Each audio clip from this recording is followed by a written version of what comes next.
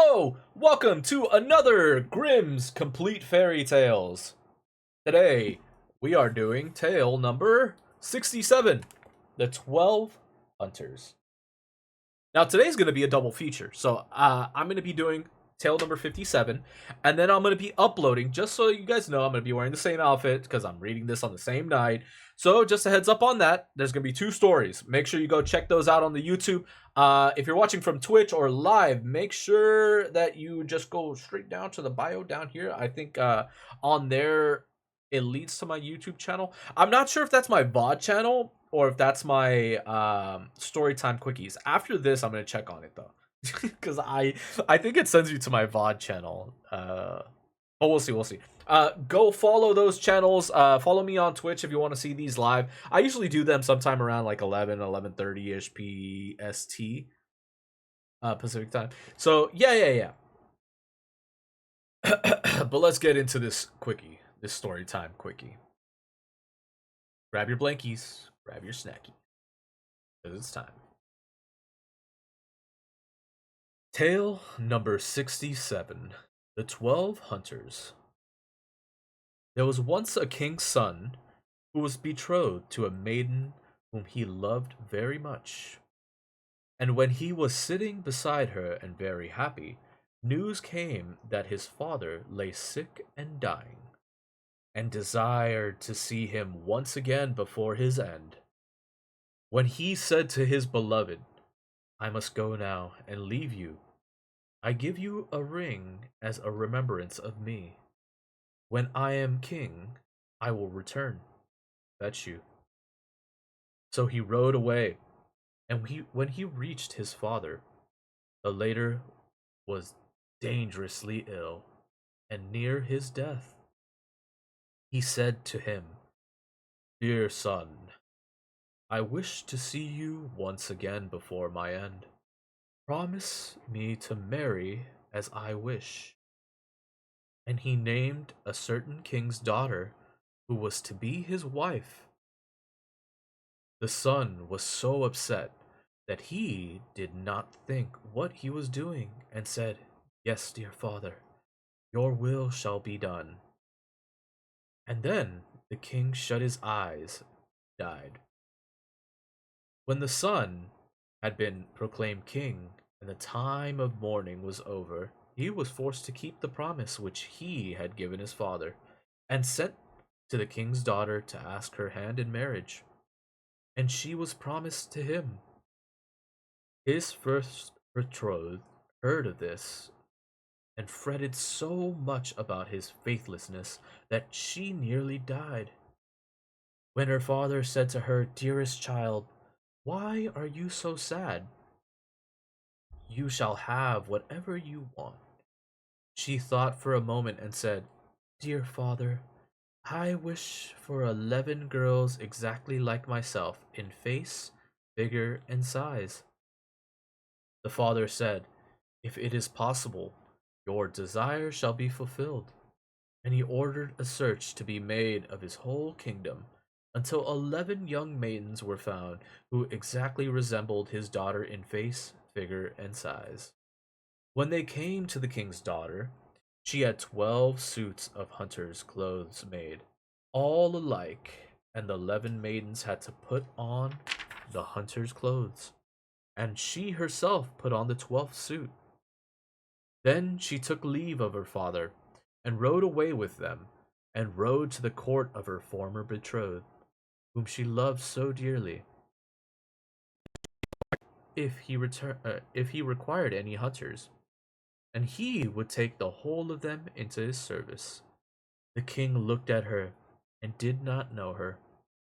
But as they were such handsome fellows, he said, Yes, and that he would willingly take them, and now they were the king's 12 hunters. The king, however, had a lion which was a wondrous animal, for he knew all concealed and secret things. It came to pass that one evening he said to the king, You think you have 12 hunters? Yes, the king said the king. They are 12 hunters. The lion continued, You are mistaken. They are 12 girls. The king said, That cannot be true. How will you prove that to me? Oh, just let some peas be strewn in your anteroom. Whatever the fuck that is. Oh, sorry. Gotta watch out with the cursing. Uh, answered the lion. And then you will soon see it. Men have a firm step, and when they walk over the peas, none of them stir. But girls trip and skip and drag their feet, and the peas roll about.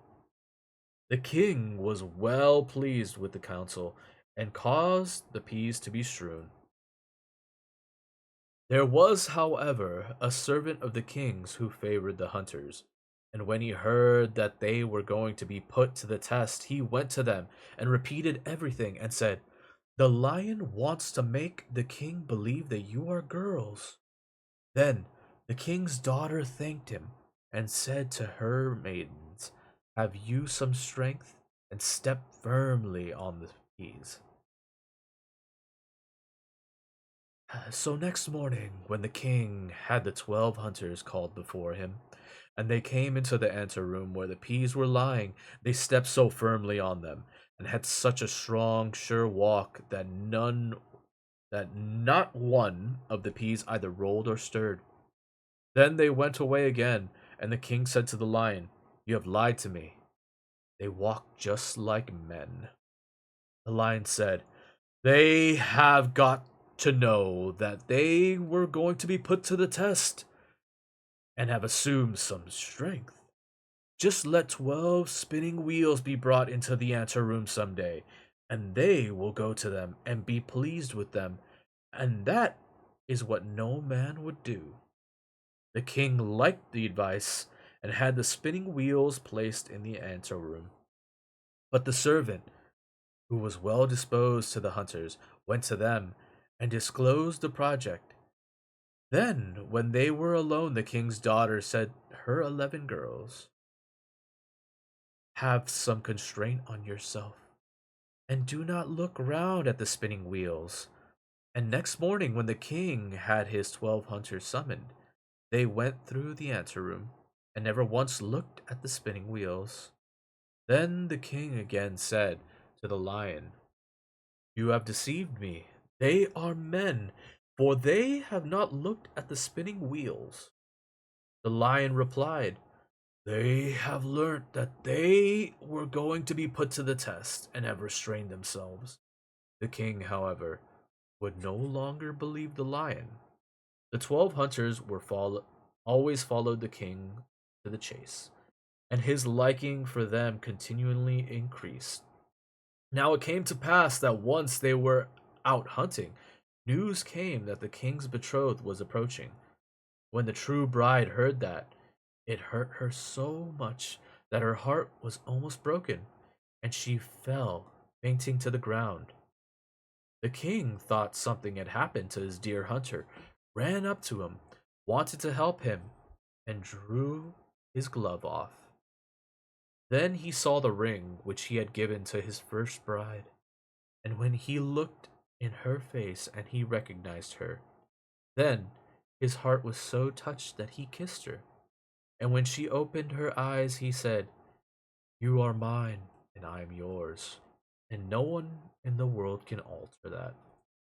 He sent a messenger to the other bride, and entreated her to return to her own kingdom, for he had a wife already, and a man who had just found an old dish not did not require a new one. Soon the wedding was celebrated, and the lion was again taken into favor, because after all, he had told the truth. What a good line. For he had a wife already, and a man who had just found an old dish did not require a new one. Wow. Talk about finding a snack, right, chat? Oh, that's a pretty nice little tale. The 12 Hunters. Man, that would make one killer fucking like romance novel, right? Like it's so spicy, like it's so juicy. The idea that this like to be prince or to be king prince is like goes back to his kingdom, has to marry somebody else, and then this girl becomes the hunter, literally dressing up as the guy to trick him. And like, dude, imagine like, oh, the like kind of romance suspense, the like, will he, will she, kind of like romance back and forth. Oh, dude, that'd be so juicy. I'm pretty sure it's been done before like a million times. Sounds like CW writing, but like, dude, that's so juicy, man. Oh. And not only that, but like just the idea that like she would be discovered like at any point. The lion also kind of playing a pretty big kind of threshold guardian throughout this entire thing, like egging on the king to like really see through the deception. And then at the end, him pulling the glove off is such a nice little touch. I like this story. It's really really nice, and uh, it's kind of like it throws you that curveball at the very beginning where he makes the promise, and he's not necessarily being a terrible person because he is making a promise to this king that's about to die and is put in a predicament in that sort. But the way that he just kind of like flips and on his already wedded wife is kind of a little strange, without any like second thought. But uh overall, really good story. I like this one. What did I tell you? Short form content is so difficult to do, but the Grimm's tales have reiterated so much. Like these tales were told over and over and over again around camp stories until they were officially like written down on paper, which is what the Grimm's tales eventually turned into. A lot of these tales were just kind of like folk tales that were like being told around campfires or inns and stuff like that. Maybe through story, like song stories, the same way like bards do like in D&D, or like old like medieval tales. People traveling would like sing these songs of these tales. Like this is something that I can definitely see being kind of like a story that would be told to like a king or something. It's very interesting. I like that one a lot. But that concludes tale number 67, the 12 hunters. So if you're watching from YouTube, make sure you like, comment down below. Make sure you subscribe to the channel too. I have a couple playlists that should be popping up somewhere down in this vicinity, like probably over here or over here. I forget exactly which direction they pop out under. It'll take you to the playlist where we for the Storytime playlist. Go check that out. We have over 60 plus stories that I have read personally. A lot. There's some good ones in there, so go make sure that you go check that out and see some of the cool stories that we've either dissected or read. There's some pretty interesting ones in there, trust me. All right, but go check that out. Thank you so much, and I'll see you on the next story time, which is probably in a couple minutes. All right, bye.